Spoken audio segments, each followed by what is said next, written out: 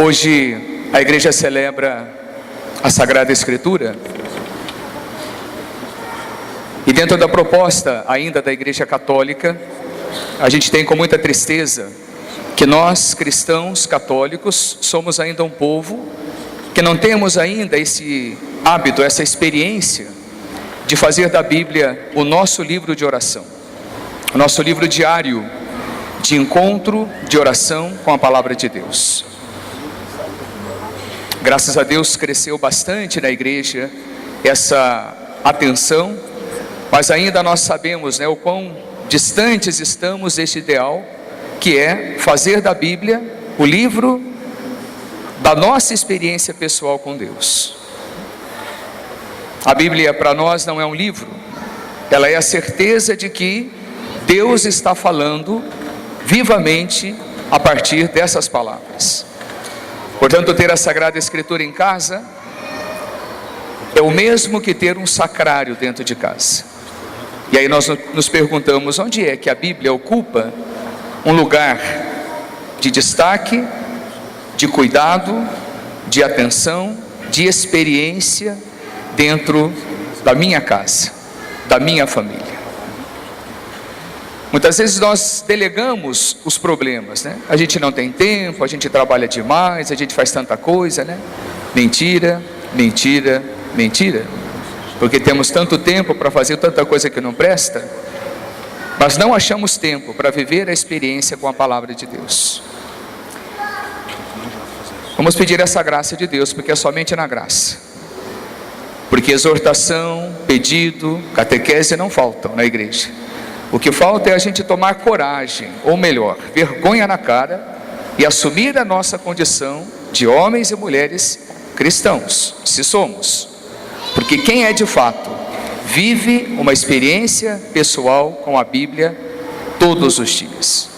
Você pode responder no seu coração: todos os dias eu tenho o meu encontro pessoal com a Bíblia?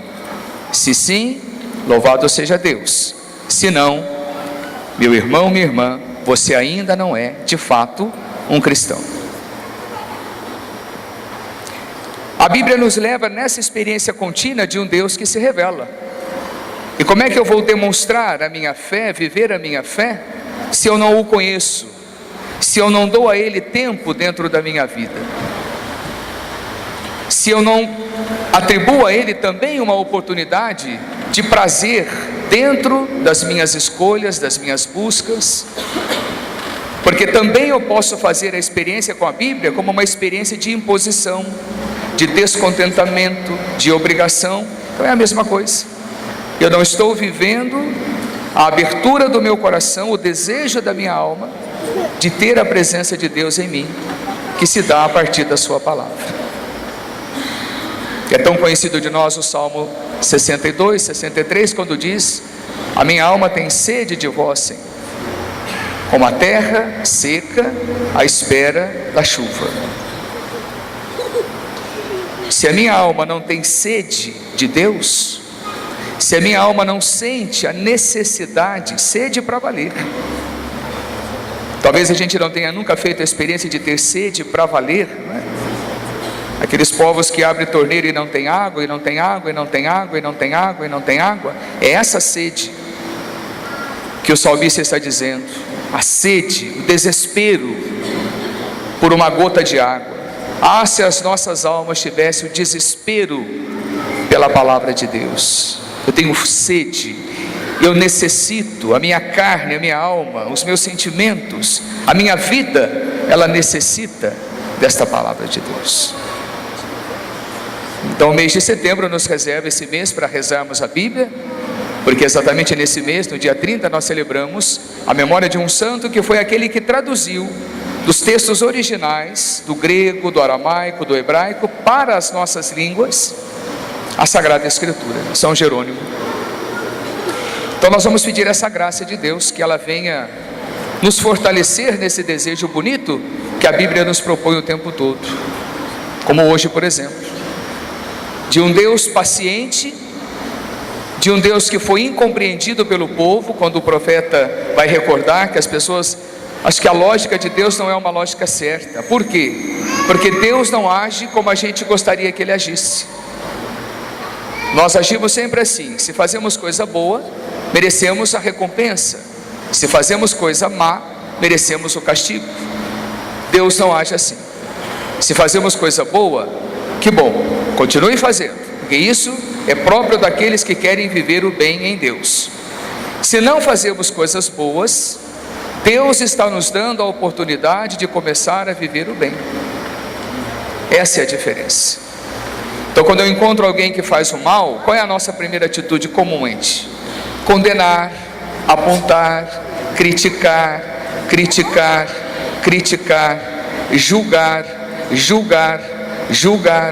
julgar, fofocar. Deus não. Deus chama e dá àquele que está vivendo a condição do pecado, não importa qual seja, a oportunidade de voltar. E se uma vez o coração deste pecador encontrou a sinceridade da sua renúncia, do seu desejo de santidade, Deus lhe dará a salvação. São fortes as palavras do Evangelho, né? Também as prostitutas, os pecadores, os piores, poderão nos preceder no reino dos céus. De repente você chega lá no céu e tantas pessoas que você reconheceu, né, aqui, marcadas pelo pecado, pelo erro, pela fragilidade, já estão lá gozando da vida eterna. E eu que fui batizado, rezei bonitinho, né, fiz a finta de que rezei, adorei, louvei, Deus vai dizer: meu filho, volta, aqui não é o teu lugar. O céu não é feito de fachada, o céu é feito de atitudes. E é isso que Deus espera de nós. Quando eu não preciso mostrar nada a ninguém, mas a Ele, de que de fato dentro de mim o processo de uma transformação da vida a partir do seu amor está acontecendo. Por isso que a igreja tem essa dinâmica de nos reunir semanalmente na festa da Páscoa do Senhor, para nos dar esse gás a partir da palavra, a partir de uma liturgia um pouco mais robuscada, para que a gente possa ganhar esse dinamismo. Muito melhor aqueles que praticam a Eucaristia diária, participam da missa diária, experimentam diariamente a riqueza dessa presença de Deus. Depois Paulo nos propõe essa tão forte palavra, né? Considerai o outro superior, considerai o outro digno, dai ao outro sempre essa atenção, essa maioridade. Faça o bem, construa o bem, evite ficar criando, né? Então você vai ver nessa palavra, a gente vai tocando na nossa vida e percebe: meu Deus, ainda estamos longe desse testemunho, em pequenas coisas. O nosso comportamento ainda tacanho muitas vezes demonstra claramente que nós não estamos nem aí com essa palavra. É uma palavra que cai no meu terreno, mas o meu terreno está tão preocupado com outras coisas, que os espinhos crescem, que os passarinhos vêm e comem essas sementes, que a terra não tem profundidade nenhuma, vai até nascer, mas morre, porque eu sou de oba-oba. Felizes aqueles terrenos cuja terra está pronta, cuidada, para que a palavra de Deus repouse, morra e produza frutos. É assim o processo da semente. Então nós vamos vivendo a periferia de uma fé, por isso que muitas vezes nós nos sentimos fracos, atormentados, desanimados. Por quê? É simples, eu não tenho vivido a experiência de Deus como ela quer em mim, eu não tenho dado em mim, para mim, essa profundidade da experiência de Deus. E quem vive pouco com Deus, vai experimentar pouco de Deus.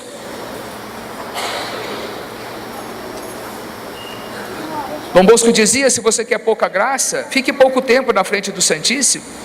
Se você quer muita graça, fique muitas vezes e de bastante tempo. Portanto, há uma lógica bonita: quanto mais Deus eu estou dando para mim, mais Deus eu terei nos momentos de dificuldade. Porque é para isso também que nós estamos buscando Deus, para que Ele nos dê a sabedoria, nos dê o discernimento, nos dê a clareza nos momentos da vida em que nós, infelizmente, precisamos passar por provações.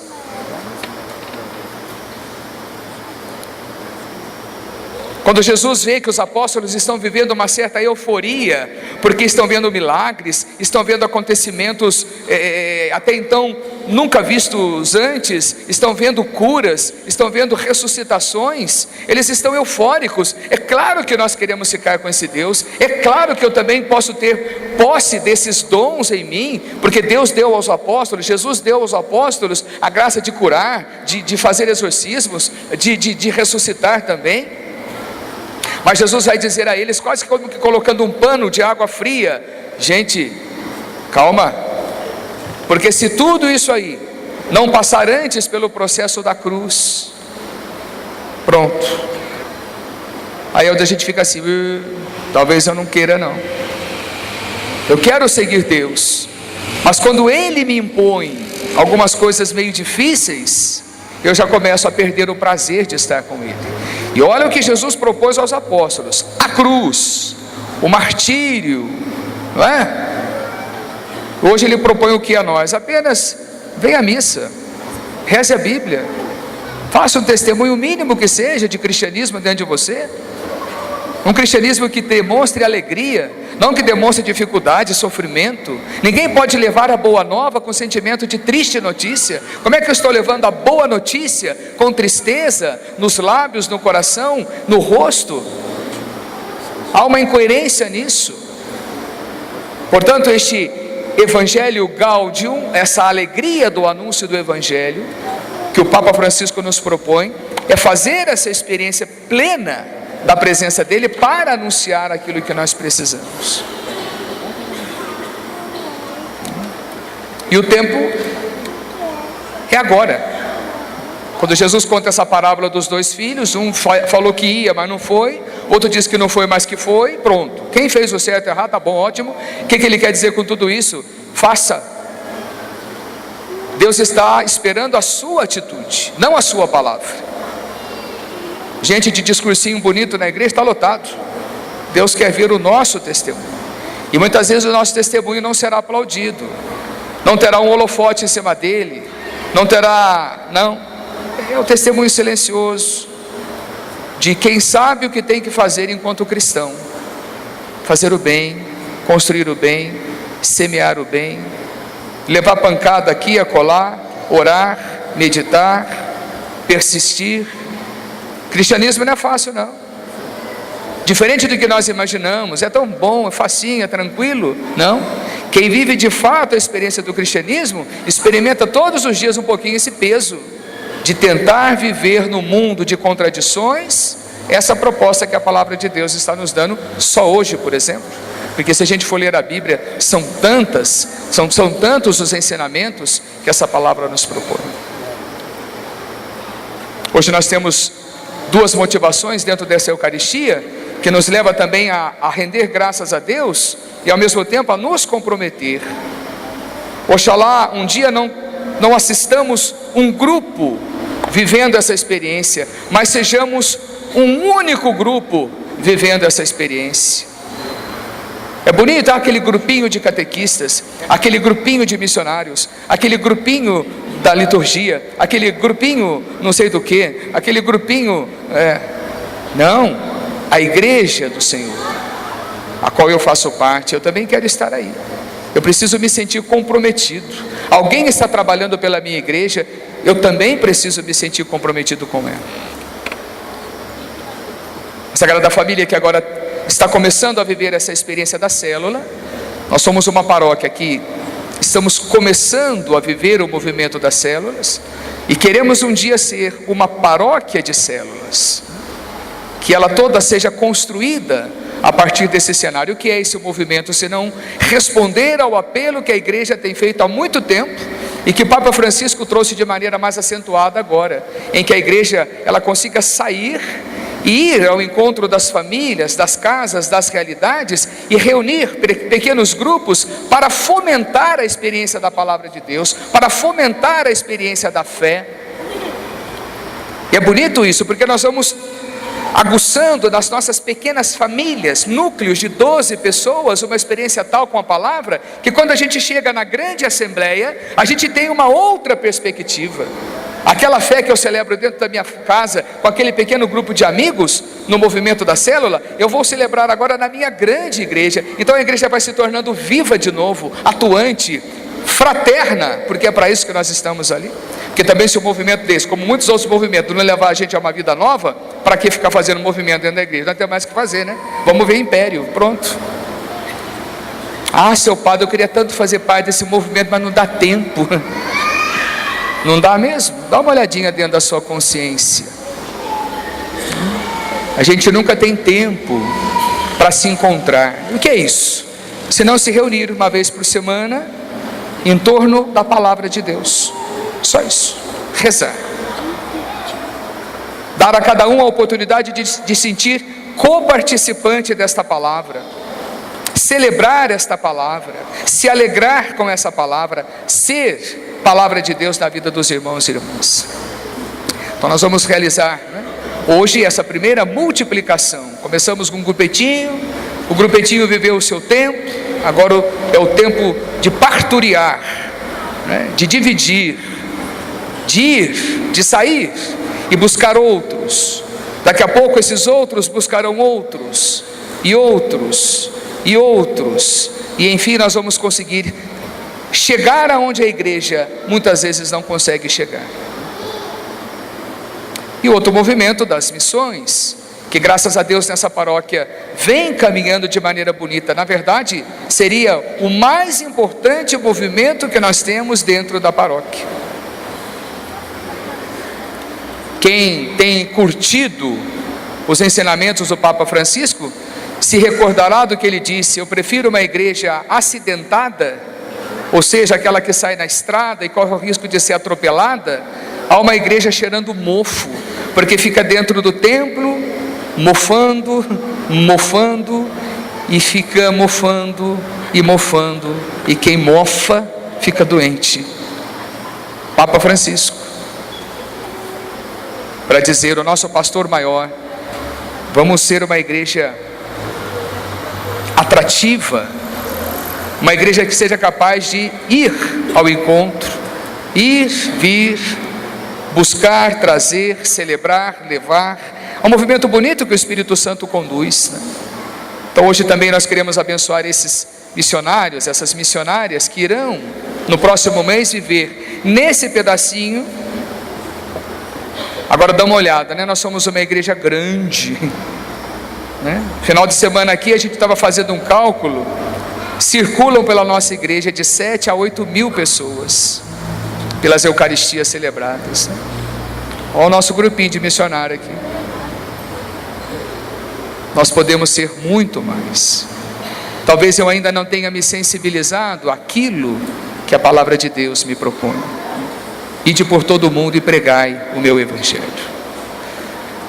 Vamos pedir que Deus tenha piedade de nós, né? Que Ele nos desinstale, sim, né? Nos faça vir aqui celebrar, mas nos faça ter a vontade de sair como comunidade para pregar, para mexer, para chacoalhar essa cidade tão bonita e tão adormecida na fé. E os resultados nós estamos vendo aí, né? Só esse pedacinho nosso aqui é um terreno tão rico de juventude, mas é uma juventude, coitadinha, dá dó. Você vai nas portas das escolinhas aqui, essas bonitinhas que tem aí de fachada, boa, vai ver lá o conteúdo da vida que está sendo ensinado. Nada.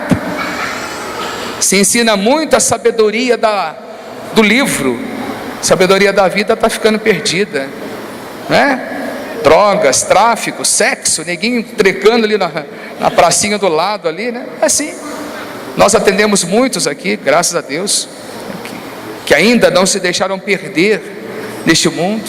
Então isso tem que nos incomodar, minha gente. Famílias cristãs que estão perdendo o seu elan, porque nós não somos mais capazes de testemunhar isso. O testemunho não está nessa fala pobre desse padre. O testemunho tem que estar em nós.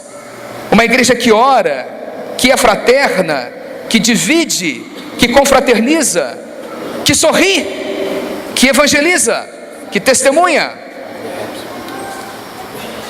É isso que Deus precisa fazer em nós, né? Vamos pedir que Deus não desista. Nós estamos igual campanha política, né? Não temos nem o que oferecer mais, né? A jossa, volta no nhô ruim ou no nhô pior, e que o Brasil se ferre depois, né? Onde estamos nós, como verdadeira igreja de Jesus Cristo, para viver essa experiência tão linda de um Deus que vem fazer em nós essa profunda transformação e nos levar, né, a sermos esses anunciadores dessa palavra de Deus?